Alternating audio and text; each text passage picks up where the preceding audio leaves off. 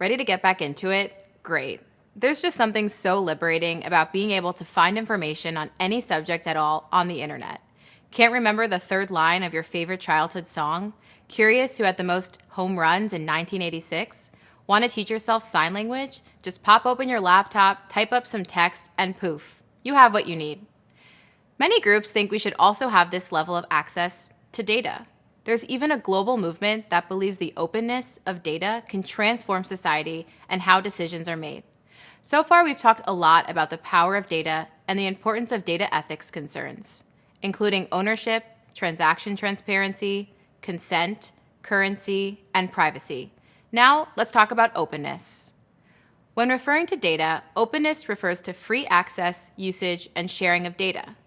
Sometimes we refer to this as open data, but it doesn't mean we ignore the other aspects of data ethics we covered. We should still be transparent, respect privacy, and make sure we have consent for data that's owned by others. This just means we can access, use, and share that data if it meets these high standards. For example, there are standards around availability and access. Open data must be available as a whole, preferably by downloading over the internet in a convenient and modifiable form. The website data.gov is a great example of this. You can download science and research data for a wide range of industries in simple file formats like a spreadsheet. Another standard surrounds reuse and redistribution. Open data must be provided under terms that allow reuse and redistribution, including the ability to use it with other datasets.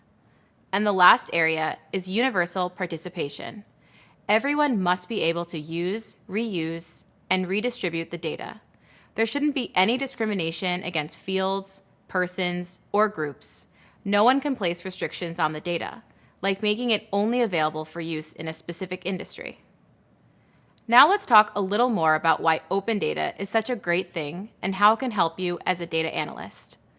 One of the biggest benefits of open data is that credible databases can be used more widely. More importantly, all of that good data can be leveraged, shared, and combined with other data.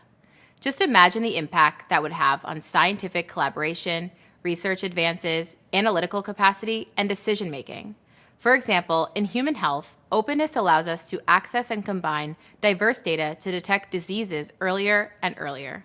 In government, it can help hold leaders accountable and provide better access to community services. The possibilities and the benefits are almost endless. But of course, every big idea has its challenges. A whole lot of resources are needed to make the technological shift to open data. Interoperability is key to open data's success. Companies have to cooperate and work together to make data useful. Databases must be accessible with common formats and terminology. And then there's the bigger cultural shift that needs to happen, where we stop seeing databases as restricted intellectual property and start looking at them as a common good. While there's serious potential in the open, timely, fair, and simple sharing of data, its future will depend on how effectively these challenges are addressed. As a data analyst, I say the sooner the better. Speaking of which, we're going to talk more about open data and see its use in action in an upcoming video. Now that you've learned all about data ethics, you have some very important principles to guide you on your data journey. Anytime you're not sure of your data, remember what you've learned here. Happy trails.